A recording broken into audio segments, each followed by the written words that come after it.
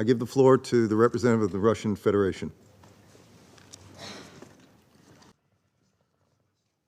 Dear colleagues,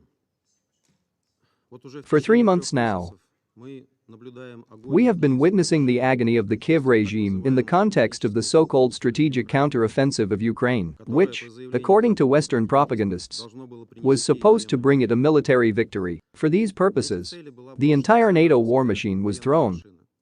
Billions of dollars were spent from the pockets of Western taxpayers. But, in the end, as the famous proverb says, the mountain gave birth to a mouse.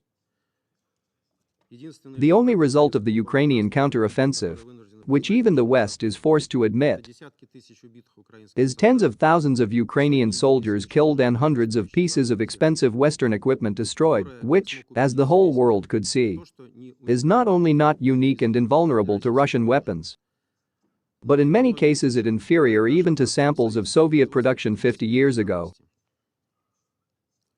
The deplorable situation with the combat training of troops and the planning of operations in Ukraine, this is confirmed by the testimonies of captured Ukrainian military personnel whom you trained according to Western standards. The complete collapse of the Ukrainian system of military administration, widespread corruption and disorganization are now repulsing even Western mercenaries, who are beginning to realize that the only role they are assigned is not the struggle for the freedom of Ukraine, but ordinary cannon fodder. Against this background, the main Directorate of Intelligence of Ukraine began recruiting around the world, including, as we know, the countries of Latin America. The recruitment of asocial elements who are ready to fight for much less money. Due to the total corruption in the Ukrainian army, Western weapons are spreading uncontrollably around the world, emerging through the black market and conflict zones, in the Balkans, in Africa, in Latin America, directly undermining regional security. All responsibility for this lies with its Western suppliers, who ignore all their obligations to track the end user of the supplied weapons. But the Western political establishment does not stop all this. Last week, US President Joe Biden asked Congress for more than $24 billion in additional aid to Ukraine, on top of the $113 billion already spent in official aid. That's about $900 for every American family. Ordinary Americans, as surveys of the American media show, quite reasonably ask the question, are there no acute socio-economic problems in the United States itself, the solution of which would be worth spending these colossal sums of money? Why should the American people pay out of their own pockets for the military adventures of the Democratic Party? Public opinion in Germany and France is also against a supply of Taurus and Scalp cruise missiles to Ukrainian nationalists. But the Western authorities, despite their claims to be democratic, are absolutely deaf to the calls of their citizens. They demand that the Kiev regime continue its suicidal offensive in order to justify the supply of new volumes of funds and weapons, with at least some results. Who is the main beneficiary of this? Absolutely, these are not ordinary Americans and Europeans. By emptying the military arsenals of their satellites and promising preferential deliveries of Western-made equipment in return, the US authorities are clearing the market for the products of the American military-industrial complex in order to sell them to their own partners, according to a well-established scheme since the World War II. Europe is again paying for this new weapon not only with money, but also with sovereignty. Its own defense policy, which the European Union has been building so diligently over the years, as it was during the Cold War, turned out to be completely subordinated to the interests of Washington. As for ordinary Ukrainians, neither Kiev nor Western capitals care about their fate. With chilling cynicism, Polish President Duda recently spoke on this subject, and I quote, "Now Russian imperialism can't be stopped cheaply, because American soldiers do not die." End of quote. You can't say it more blasphemously. There is no doubt that in its proxy war with Russia to the last Ukrainian, the West is purposefully turning Ukraine into a landfill uninhabitable, contaminated with radioactive elements and unexploded inhumane ammunition. The decisions of London and Washington to supply depleted uranium projectiles and cluster munitions shocked not only the world community but even their NATO allies. Polish media are already screaming about increased levels of radiation in the western regions of Ukraine and the eastern provinces of Poland after the destruction of depleted uranium shells in May at a warehouse in the city of Khmelnytsky. But the British and Americans do not care about continental Europe, just as they did not care about the consequences of the NATO bombing of Yugoslavia with depleted uranium shells. Cluster munitions, if used in violation of law in civilian neighborhoods, which is what the Kiev regime is doing, pose a serious long-term threat to the civilian population. That is why Laos and Cambodia urged Ukrainians not to use them, having experienced the most difficult consequences from their use as part of American aggression. Washington itself for decades portrayed morality and called war criminals all those who used this type of ammunition. It turns out that, according to your own logic, Zelensky and his accomplices are war criminals, and you are his direct accomplices and accomplices, sharing full responsibility for the atrocities already committed and future.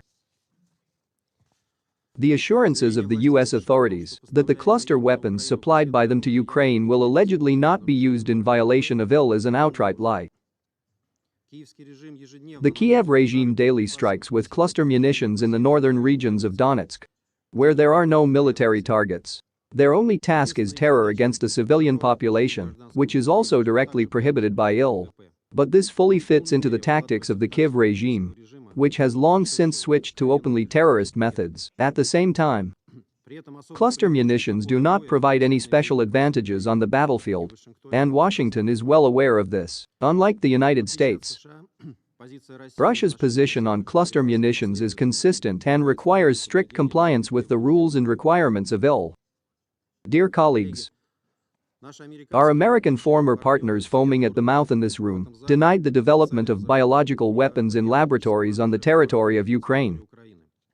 And they blocked the Russian-initiated investigation of this issue under the Bioweapons Convention. What do you say now?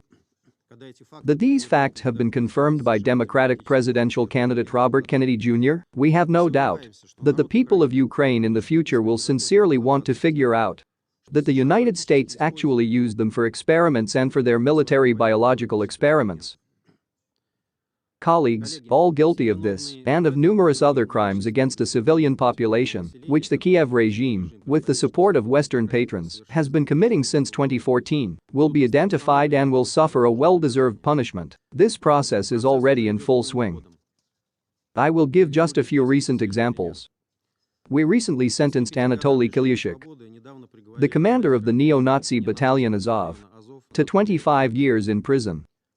Azov servicemen Pavel Artemenko and Anton Rakhanyuk were sentenced to 24 years for shelling residential buildings in the DPR last spring during their retreat. Vitaly Minenko, who confessed to the murder of a civilian in the city of Mariupol, was sentenced to 21 years of age. Vasily Shitrya, a Ukrainian soldier, was sentenced to life imprisonment for killing 4 civilians in the city of Mariupol. Ukrainian Marines Volodymyr Pafitsevich and Evgeny Vakhnenko were also sentenced to 22 years for the murder of a resident of the city of Mariupol. Dear colleagues, since our last meeting, the number of cases of Ukrainian air defense missiles hitting civilian targets has increased. We all remember how they ended up in the Holy Transfiguration Cathedral in Odessa, where Ukrainian rocket men burned down a hypermarket the other day. In Ukrainian social networks, they are already openly urging fellow citizens to be afraid of the consequences of the work placed in residential areas, in violation of the humanitarian law of domestic air defense. Ukrainians are well aware that Russian strikes with precision-guided weapons on targets related to Ukraine's military potential do not pose a threat to civilians in and of themselves. The Russian military, meanwhile, has made significant progress in the Kharkov region. They are preparing to liberate the city of Kupiansk while keeping silent about such unfavorable dynamics for the population. The Kiev regime, nevertheless, announced a forced evacuation of citizens from 37 settlements, including the city of Kupiansk itself. This is not surprising. A significant part of the local population has sympathy for Russia, and they would prefer to wait for the arrival of Russian troops. At the same time, the Zelensky regime does not hesitate to take children away from their parents, who hide them from Ukrainian patrols in the basements. More than 500 children are under a similar threat in Kupiansk alone. We draw the attention of the UN and our colleagues on the Security Council to these numerous egregious violations of international humanitarian law by Ukraine. We document this, and we generalize it for the subsequent search for the perpetrators. Dear colleagues, the people of Ukraine are becoming more and more aware that the Kiev regime is pushing them down a suicidal path in order to serve the interests of Western countries. This awareness grows stronger at all levels. A good example, according to Ukrainian media, since the beginning of 2022, about 60% of diplomats from Ukrainian embassies abroad have not returned to Ukraine. According to Ukrainian journalists, about 20 employees were supposed to return from the United States last year, but only one returned. The failure of its aggressive Russophobic policy cannot but be realized by the Ukrainian leadership, but Vladimir Zelensky, who has driven his country into a dead end, has no other choice but to continue attending foreign summits and begging for help. The supply of Western weapons does not bring peace closer, as Western delegations say. They are the only thing that keeps the Zelensky regime afloat so far, but no matter how hard they try, sooner or later the Ukrainian people, having paid too high a price for advancing Western geopolitical interests, will start asking the right questions and want to hold the true architects of the current crisis accountable. Many of them, as we all perfectly understand, are represented in this hall. And today they will again repeat their unconvincing mantra about the need to continue military assistance to Ukraine as a victim of aggression. The number of those who still believe in this, as shown by recent international contacts, is getting smaller and smaller.